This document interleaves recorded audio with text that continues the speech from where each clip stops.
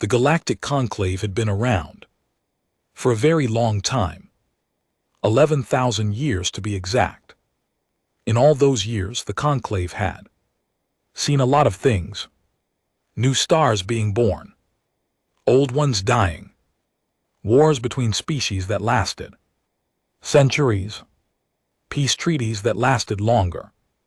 The Conclave had welcomed dozens of new civilizations into its ranks, some of them strange, some of them beautiful, some of them a little frightening at first, but every single one of them had come from inside the known galaxy. Every one of them had been found, catalogued, and quietly observed before they ever knew the Conclave existed. That was the way it worked. That was the way it had always worked. So when the signal arrived on an ordinary Tuesday morning by station time, nobody was ready for it. Ambassador Vakara was the one who brought it to the attention of the Grand Assembly. She was a Cerinthian, tall, blue-scaled, with 6 long fingers on each of her 3 hands and eyes the color of warm gold. She had been an ambassador for over 40 years and had handled stranger situations than most. But when she stood at the center of the assembly hall and read out the details of the signal, even she seemed a little unsure of herself. The signal had come from beyond the outer void. That alone was enough to make the hall go very quiet. The outer void was not a place anyone went to. It was a wide belt of dead stars and broken space that sat at the edge of the known galaxy like a wall nobody had ever thought to climb. The radiation out there was enough to cook the electronics in any ship. The gravitational currents could pull a vessel apart before its crew even knew something was wrong. Every species in the Conclave had mapped the void's edge at some point. Every species had looked at the data and decided it was not worth the trouble. The void was simply where the known world ended, and yet something had come from the other side of it. Vakara explained what the signal contained. It was not complicated. It used simple radio waves, the kind of communication that every spacefaring civilization went through at some point in its early development before learning about faster and better methods. The signal held basic mathematical patterns, prime numbers, simple geometric ratios, the universal language of we are here, and we are thinking beings. It was the kind of message civilization sent when it was new to the stars and was not yet sure if anyone else was out there. Elder Thasset, who represented the Murin Collective and was one of the oldest members of the Conclave, pressed 2 of his front tentacles together. His kind did that when they were deeply worried. "Nothing crosses the void," he said. His voice was low and careful. "The radiation alone would destroy any ship we know of. The journey would take centuries even under the best conditions." He let the words sit in the air for a moment. "Unless," he added, "the beings who sent this signal did not see those conditions as a problem." Nobody said anything after that for a while. That evening, a young analyst named Paris filed his report. He was a Dothian, 4-legged, quick-eyed, and good at the kind of patient number work that other species found boring. He had spent the whole day going over the signal data, running calculations, checking them again. What he found was this: the signal had come from a small yellow star sitting deep inside a radiation zone near the void's inner edge. The star had planets. One of them sat in the narrow band of distance where liquid water could exist. On a surface, the planet had a thick atmosphere, mostly nitrogen and oxygen with a little carbon dioxide mixed in. It had oceans, big ones. Paris added a few extra notes at the bottom of his report. He wrote them almost apologetically, as if he was not sure they belonged in an official document. The planet's gravity was strong, significantly stronger than average. Its axis was tilted at a sharp angle, which meant its seasons were extreme. Its star regularly produced solar flares, powerful enough to strip the atmospheres of nearby moons, and the planet sat in a part of space where asteroid impacts had been historically common. Any creature that had evolved on that world, Paris wrote carefully, would have needed to be extremely tough just to survive. The report was reviewed by 3 senior researchers the next morning.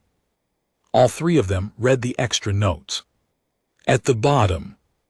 None of them said much about it out loud, but one of them made a copy of the report and quietly sent it to every member of the Conclave Science Council with a short message attached. Please read this before we go any further. Back in the assembly hall, Vicara was already preparing the next step. The Conclave's policy on first contact was clear. You did not wait. You sent a diplomatic ship. You went to meet whoever was coming, and you introduced yourself before they arrived at your door, confused and possibly armed. It was the polite thing to do. It was also the safe thing to do. You wanted to set the tone early. The ship chosen for the mission was the Serene Dawn, a mid-sized diplomatic vessel with good shielding, comfortable meeting rooms, and a crew that had handled difficult first contact situations before. Its captain was a Cerinthian named Alara, who had gray-blue scales and a reputation for staying calm when things went sideways. She read the briefing files on the incoming vessel twice before departure. The alien ship was big and heavy. Its hull was thick in a way that spoke less of elegance and more of stubbornness, as if whoever built it had decided the best answer to a dangerous universe was to make the walls thicker. It ran on a fusion drive that burned hotter and messier than anything in the Conclave's current fleet. It was not beautiful engineering, but it had crossed outer void. That meant something. Ilaria stood on the bridge of the Serene Dawn as it moved into position to intercept the incoming vessel and thought about the notes at the bottom of Paris's report. A high-gravity world, extreme seasons, regular solar flares, a belt of radiation that would kill most known species in minutes. She thought about what kind of creature grew up in a place like that. She thought about what it would mean that such a creature had looked up at the stars, built a ship, crossed the worst stretch of space in the known galaxy, and sent a polite radio message saying hello. The Serene Dawn sensors picked up the alien vessel clearly now. It was still several hours away. Its fusion torch burned at the back of it like a small, very determined star. It was not slowing down in any nervous or cautious way. It was moving at a steady, confident pace, the pace of something that had come a long way and knew exactly where it was going. Ilaria told her crew to prepare the observation chamber and make sure the atmospheric systems were working. Then she went to her cabin, sat down at her desk, and read Paris's report one more time from the beginning. Outside her window, the void sat dark and wide, and somewhere inside it, the newcomers kept coming. The Serene Dawn held its position at the edge of the void for 6 hours before the alien vessel came close enough for visual contact. Captain Ilaria watched it on the bridge screen and said nothing for a long moment. The ship was not what anyone had expected. It was large and blocky, with a hull that looked like it had been welded together in sections, thick plates of gray-white metal layered over each other, like the scales of some enormous creature. There were no smooth curves, no elegant lines. It was built the way something is built, when the people building it are more concerned with whether it will hold together than with how it looks. The sensors confirmed what the earlier data had suggested. The hull was dense. The shielding around the engine section was heavy enough to handle radiation levels that would have been a serious problem for most conclave vessels. The drive itself was still burning, a hot, slightly irregular fusion flame that threw more light than it needed to. Ilara's chief engineer, a precise Thrak named Ven, watched the engine data quietly and then said that the humans had clearly built their ship for the journey they were actually going to take, not the journey they wished they were taking. It was a practical compliment. Ven was not the kind of person who gave other kinds. The first transmission from the alien ship came through at close range in the same simple radio wave format as the original signal. The Conclave's translation system had been working on the language since the signal was first received. It was hard going. The lead linguist, a Lorian named Su, described the language as dense and irregular, full of exceptions to its own rules with meaning that shifted depending on tone and context in ways that were difficult to model. She said it felt old. Not old like a formal language that had been kept clean and organized over centuries, but old the way a river is. Old, it had been running for so long that it had carved its own shape into everything around it. After 3 hours, the translation came through clearly enough to read. The message said, "We are humanity. We come from the planet Earth. We received your transmissions and we wanted to say hello. We hope you are friendly. We brought food just in case you are not." Ilara read it twice. Then she asked Ven if the last part was a translation error. Ven checked and said it was not. The humans had apparently brought extra supplies in case things went badly. Ilara was quiet for a moment. She decided that this was either a very reassuring thing or a slightly alarming thing, and that she would not know which until she met them in person. The docking took 40 minutes. The alien vessel was too large to bring inside the Serene Dawn, so the two ships connected at their airlocks and the humans came through a short pressurized corridor into the observation chamber that Ilara's crew had prepared. The chamber was wide and well lit with a long table and chairs of various shapes to accommodate different body types. One wall was a full observation window that looked out into open space. The atmospheric mix had been carefully calibrated to be comfortable for both Cerinthian biology and what the sensor data suggested human biology would need. The 4 humans who came through the airlock did not look like what most of the Conclave crew had been quietly imagining. They were roughly the same height as Cerinthians, but heavier in the shoulders and chest. They moved easily, not the careful, deliberate movement of someone trying not to trip in low gravity, but the easy, natural movement of people who were comfortable in their own bodies. They were wearing simple gray flight Suits. 3 of them had taken off their helmets.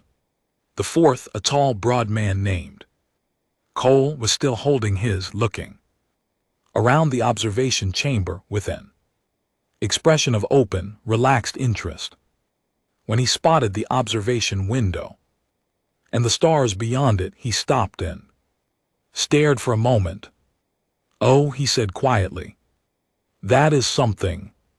He said it the way someone says something when they have already seen many impressive things in their life and are not easily surprised but are still genuinely happy to be surprised when it happens. The team leader introduced herself as Dr. Nina. She was not the tallest of the 4, but there was something about the way she stood that made her seem like the center of the room. She had short dark hair, a common, direct way of speaking, and the kind of eyes that watched everything without making it obvious.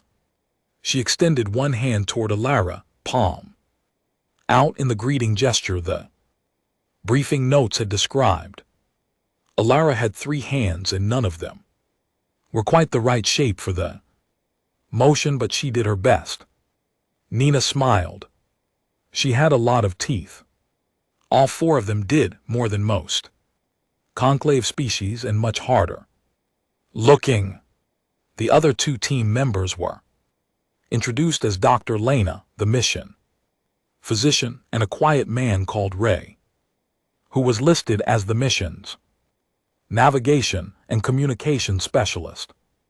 Ray shook hands with everyone, said very little, and then spent most of the next hour standing near a corner of the room, looking at the star charts on the wall, with the focused attention of someone memorizing a map. The first formal session that afternoon was supposed to be introductory. Ilara had planned it as a slow, comfortable exchange, the kind of meeting where nothing important gets decided, but both sides get a feel for each other. What actually happened was that the humans asked questions, not rude questions, but steady and direct ones, the kind that went straight to the point without any of the diplomatic softening that conclave meetings usually involved. Cole asked about the technical specifications of the Serene Dawn's drive system within the first 20 minutes. Nina asked how the conclave's decision-making process worked and who actually held the power when a vote was closed. Lena asked Tavi, the young Cerinthian biologist who had come as part of the science observation team, whether our species used the same base chemicals in their biology as the creatures on our home world, or whether life on different planets had developed different foundational systems. Tavi answered all of Lena's questions carefully and accurately, and afterward went and found Ilara in the corridor to quietly report that the humans seemed to already know quite a lot about xenobiology for a species that had only recently become spacefaring. Ilara asked what Tavi meant. Tavi said that the questions Lena was asking were not beginner questions. They were the questions of someone who had already thought hard about the subject and was now looking for specific pieces of information to fill in gaps. Ilara thought about that for a moment. Then she went back into the observation chamber where the humans were still talking and laughing with members of her crew as though they had known each other for years. Ray had found a star he liked and was showing Cole something on it, pointing at a section of the void they had just crossed with the calm matter-of-fact gesture of someone pointing at a road they drive on every morning. Ilara watched them and thought about Paris's report again. A world of extreme gravity, fierce weather, and radiation from above. A species that had evolved there, survived there, and then decided to cross the worst stretch of space in the galaxy to come and say hello. She thought she was beginning to understand something about these people. She was not entirely sure yet whether it made her feel better or not. Tavi. By the second day, the Conclave science team had gathered enough data to start putting together a real picture of what humanity was. They had not done anything invasive. The scans were all passive, the kind that ran quietly in the background and gathered information without the subject ever knowing. It was standard first contact procedure. Every species that came through the Conclave's doors got the same treatment. In the early days, it was not done out of suspicion. It was done because knowing what you were dealing with was simply good sense. What the scans showed about the humans gave the science team a lot to talk about. Tavi filed the first detailed biological report early on the morning of the second day. She had stayed up most of the night, going over the numbers. The report was thorough and careful, written in the precise, neutral language of scientific documentation. But even in that flat, careful language, certain things stood out. Human bones were dense, significantly denser than the bones of most known species. This made sense given the high gravity of their home planet. Their bodies had been shaped over many generations to carry more weight than most conclave species ever needed to deal with. Their muscles were arranged for endurance, not for quick bursts of speed, but for sustained effort over long periods. Their hearts were large and strong, capable of pumping hard for hours under serious physical strain. Their lungs were efficient beyond what seemed strictly necessary for a civilized species built for situations where clean air might not always be available. Their immune systems were, in Tavi's careful phrasing, highly aggressive and adaptive. They did not just fight infection. They remembered it. Every time the human body encountered something trying to make it sick, it cataloged the threat and built a specific response to it. The second time that same threat appeared, the body was ready before symptoms could even develop. Tavi noted that over the course of their evolutionary history, humans had been exposed to an extraordinary variety of pathogens, parasites, and environmental toxins. Their immune systems had responded by becoming, in effect, a constantly updating library of everything that had ever tried to kill them. There was more. Human skin was durable, not armored, not tough in the way of some species, but resilient in a way that suggested it had been shaped by an environment that regularly tried to damage it. Their eyes could function in a wide range of light conditions. Their bodies regulated temperature aggressively using a system of surface perspiration that was, in terms of raw efficiency, better than almost anything the Conclave had seen in a species of their size. And they healed fast. Not instantly, not dramatically, but at a rate that was notably higher than average for a species of their biological complexity. Tavi sat back from her data screen and looked at what she had written. She thought for a moment. Then she added a final note at the bottom of the report. The note said that from a biological standpoint, humanity fit most cleanly into the category the Conclave's zoological databases called apex persistence predators. These were creatures that did not hunt by being the fastest or the strongest in any given moment. They hunted by being harder to stop than anything they were hunting. They were built to keep going. She flagged the report and sent it to the senior science staff. Meanwhile, Dr. Lena had noticed that the conclave's biologists kept glancing at her team during the morning session. She was not offended. She was curious.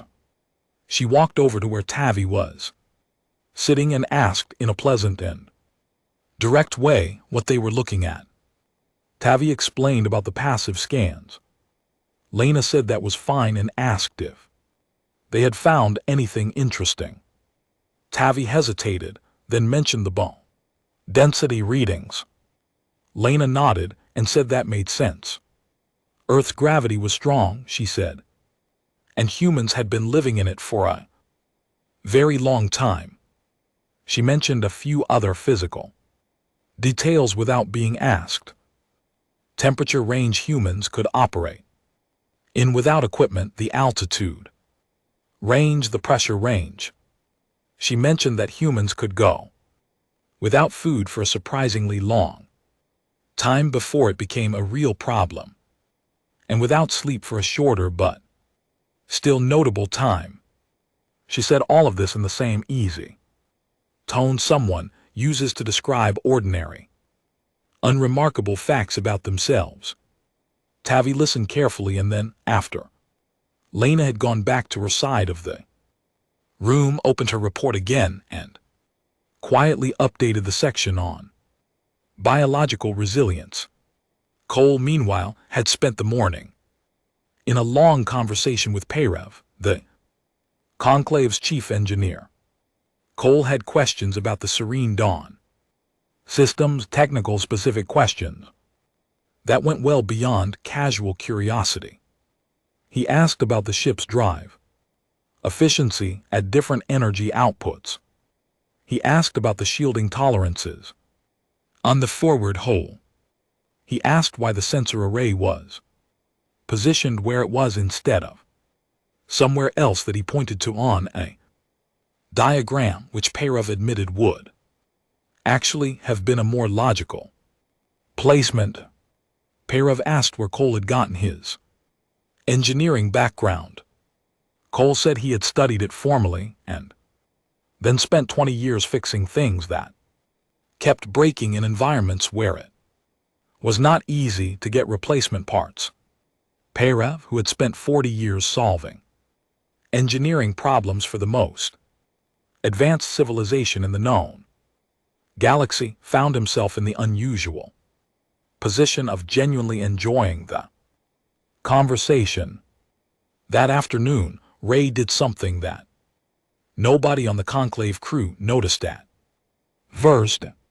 He spent 2 hours sitting quietly in the corner of the observation chamber with a small handheld device, apparently reading. What he was actually doing was mapping. He had obtained a copy of the Serene Dawn's publicly available technical schematics from the ship's welcome data package, the standard information package given to all diplomatic visitors, and he was going through them in detail, learning the layout of the ship, the location of key systems, the position of escape pods. He was not doing it with any hostile intent. He was doing it the way a person does when they have been trained that knowing your environment is the first step to surviving it. It was habit. It was the kind of habit that comes from growing up somewhere that taught you to always know your exits. Nina noticed what he was doing and caught his eye. He gave a small, slightly apologetic shrug. She gave a small nod that said she understood, and it was fine. That evening, Tavi presented her report to the senior science staff. She read the key findings out loud. The room was quiet while she spoke. When she reached the section about persistence predator biology, one of the older researchers asked her to read it again. She did. Nobody said much after that. Outside the observation windows, the alien vessel sat docked alongside the serene dawn, its hull reflecting the pale light of distant stars. Inside it, the humans were having dinner. The surveillance feed showed them talking and laughing, passing food between themselves, comfortable and easy, in a ship that had carried them through the worst stretch of space in the known galaxy. One of them, Cole, was telling a story that was apparently very funny. The others were laughing hard. They looked, Tavy thought, like people who were simply having a good time. She looked back at her report. Then she looked at the screen again. Both things were true at the same time. And somehow that was the most interesting thing of all. Elder Thacid had not asked for a private meeting in many years. He was old enough and senior enough that when he wanted to know something, he usually found out through official channels or through the quiet network of contacts he had built up over his very long career. But on the morning of the third day, he sent a short message to Dr. Nina asking if she would be willing to speak with him alone, without aides or translators present except the automated system. Nina replied within 5 minutes and said, yes. They met in a small conference room near the back of the Serene Dawn's diplomatic section. Thacid arrived first and arranged himself carefully in the wide, low chair that had been brought in to suit his body shape. He had 8 front tentacles and a broad, flat body, and he moved slowly, but with great precision. Nina arrived exactly on time, poured herself a glass of water from the table. Without asking, sat down and waited. Thacid appreciated that. He had spent a great deal of his life around people who filled silence with words because they were nervous. Nina did not do that. He began by asking how long humanity had been spacefaring. She told him serious development had started roughly 200 years ago. The first crewed missions beyond their own planet had happened about 150 years. Before that, Thacid was quiet for a moment. 200 years was almost nothing in the history of the Conclave. Some of the legal disputes currently working their way through the Conclave's court system were older than humanity's entire space flight program. Then he asked the question his aides had told him not to ask. He asked what life on Earth had been like. Not the physical conditions, the biology. Team had already covered that in detail. He asked about the history. What had humans done with the thousands of years between the time they first started building civilizations and the time they first reached space? Nina looked at him for a moment. Then she answered honestly. She described wars. Not small ones, large ones spanning whole continents involving tens of millions of people fought with weapons that got more and more destructive over time until her species had built things capable of ending civilization entirely. She described the period when those weapons existed and both sides of a global conflict held them pointed at each other, and the whole world held its breath for decades waiting. She described how that period had eventually ended without the weapons being used, not because anyone had become suddenly wise, but because neither side had wanted to be the one to start something neither side could finish.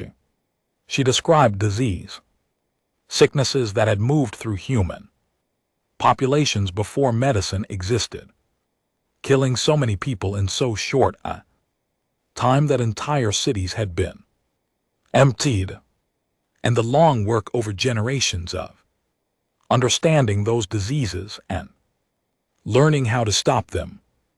She described what humans had done to their own planet, the way they had used its resources, without thinking about the consequences, until the consequences became impossible to ignore. The generations of work that had followed trying to repair damage that had taken only decades to cause. Facet listened to all of it without moving. When she was done, he asked one more question. When your people first looked up at the stars, he said, and understood that they could reach them, what did they expect to find? Nina was quiet for a moment. Honestly, she said, most of us expected something like what we found. Old civilizations, established systems, something bigger and more organized than what we had. She paused. Some people hoped it would be friendly. Most of us figured it was smart to prepare for either possibility. Facet spread all 8 of his front tentacles outward and held them open. It was the Murin gesture for deep and genuine respect. Nina recognized it from her briefing notes and gave a small, quiet nod. After the meeting, Facet's aide found Nina in the corridor and asked if she had found the elder's questions difficult. Nina said no. The aide asked if humanity was nervous about joining an organization as large and old as the Conclave. Nina said that humanity had a long history of walking into situations that were bigger and older and more complicated than it was and finding a way to be useful. She said it simply, without any pride in it, the way someone states a plain fact. The aide wrote down finding a way to be useful and underlined it twice in his notes. Cole, meanwhile, had spent the morning doing something nobody had asked him to do. The night before, he had read through the Conclave's technical documentation on their outer border beacon network, the system of signal markers that define the edge of Conclave-controlled space. He had found 3 problems in it. Not small problems, real ones. Signal degradation at certain frequencies, encoding inefficiencies that dated back thousands of years and had simply never been updated. A positioning issue in the southern sector that meant the beacons there had a blind spot large enough to sail a ship through. He wrote up a set of proposed fixes, clear, practical, step by step. He used materials and methods that were already available inside the Conclave's own supply systems, nothing exotic, nothing that would require new development. He submitted it to the Conclave's engineering division that morning as a courtesy document, not an official proposal. The engineering division spent 2 hours checking his math. Everything held up. They called a short internal meeting to discuss it. Then the division head, Parov, went to find Cole and asked how long it had taken him to write the document. Cole said he had done it the previous evening as something to work on before going to sleep. Parov stood very still for a moment. Then he asked very carefully if Cole would be willing to look at a few other problems they had been carrying on a list for a while. Cole said sure and asked if they had anything to drink. Nina heard about the engineering document that afternoon and was not surprised. She had worked with Cole for 11 years. She knew how his mind operated. He saw a problem and he fixed it. He did not wait to be asked, and he did not stop to wonder if it was his place to offer. It simply did not occur to him that there was any other reasonable response to seeing something broken. She thought about what Facet had asked.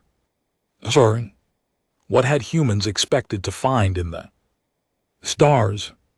She thought the honest answer was probably that they had not expected anything in particular. They had simply expected to deal with whatever they found the same way they had always dealt with everything. One problem at a time. One day at a time. Stubborn and steady and quietly certain that things could be made better if you were willing to keep working at them. It was not a grand philosophy. It had not always led to good outcomes. But it had kept her species alive through everything the universe and their own worst impulses had thrown at them, and it had carried them through the void and into this room.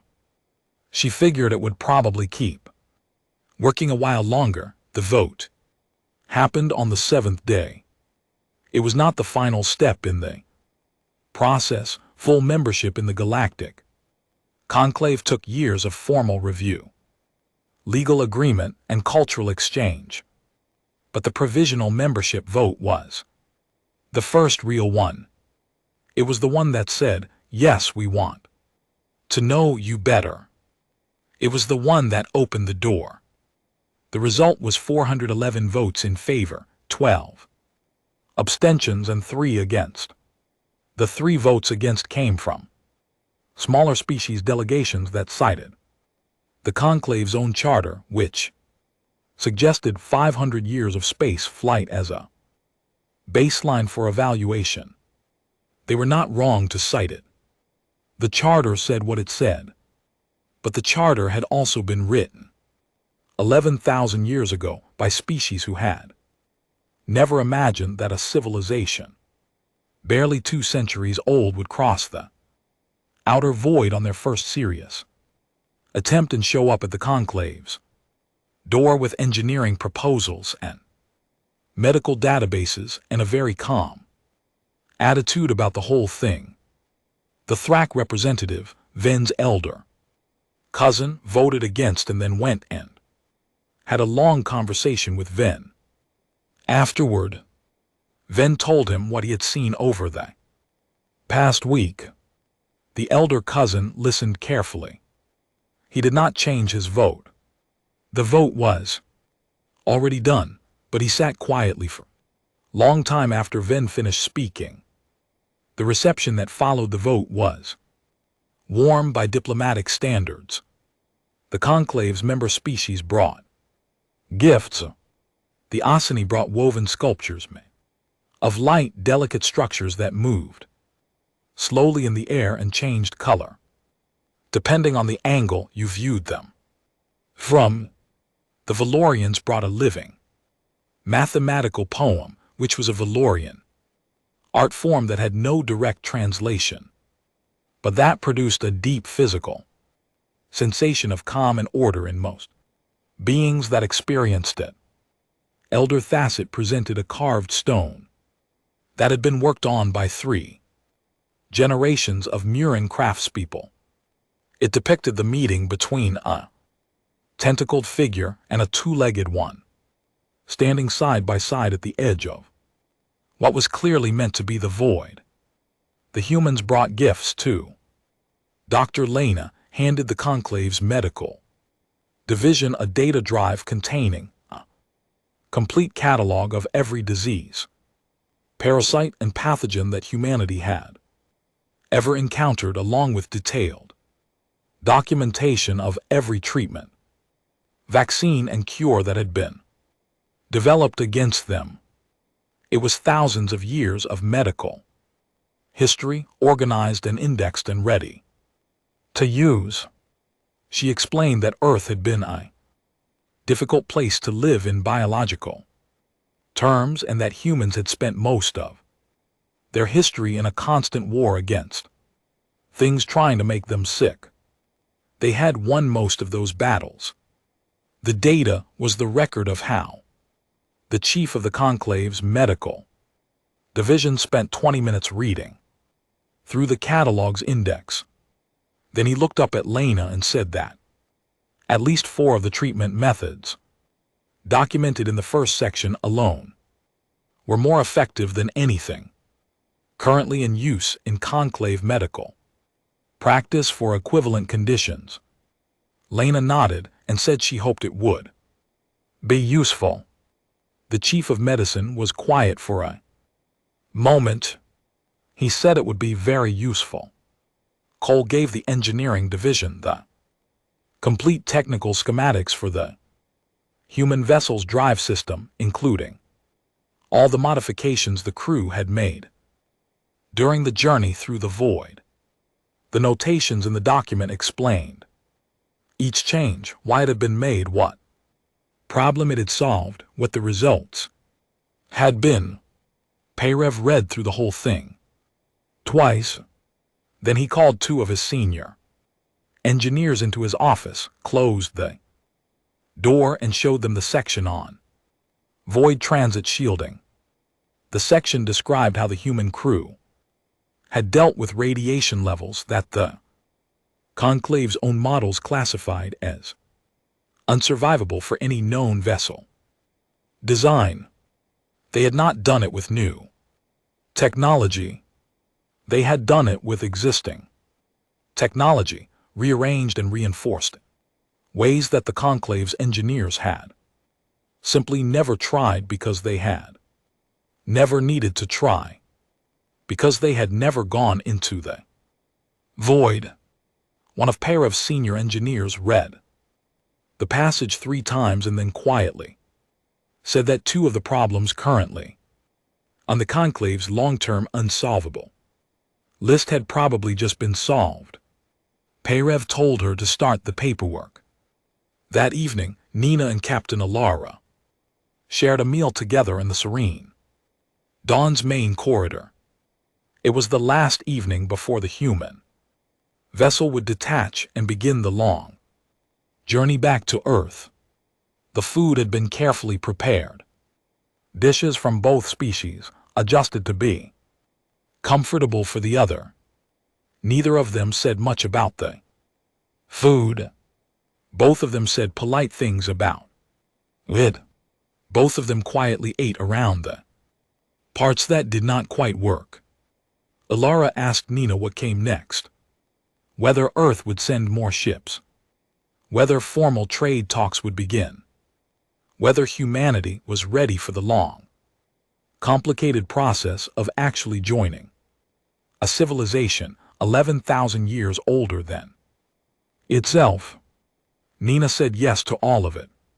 She said it would take time and there would be problems because there always were. She said humanity was not always patient, but was very good at being stubborn, and that those 2 qualities had gotten her species through most of the hard things it had faced. She was quiet for a moment, looking out through the small dining room window at the stars. You know what surprised us most about all of this, she said. Alara asked what. How familiar it felt, Nina said. The politics. The old disagreements that nobody fully remembers the original cause of anymore. The species that have seen so much that they're surprised when something new shows up. We have all of that at home. We are used to working inside it. She paused. We will be fine. The human vessel departed the next morning. Alara stood on the bridge and watched it go on the main screen. It moved with the easy, steady confidence of something that had made this trip before and was not worried about making it again. Its fusion torch burned bright and clean behind it. It got smaller on the screen and then smaller still, and then it was just a point of light moving into the dark. Somewhere in the Conclave's archive system, a clerk was adding entry 417 to the official register of known spacefaring species. The entry listed all the standard information: homeworld classification, first contact date, biological category, technological level at time of contact. In the notes field at the bottom, the clerk paused for a moment. Then she typed a short personal observation off the official record that kind clerks sometimes added when they felt the standard fields did not quite capture the situation.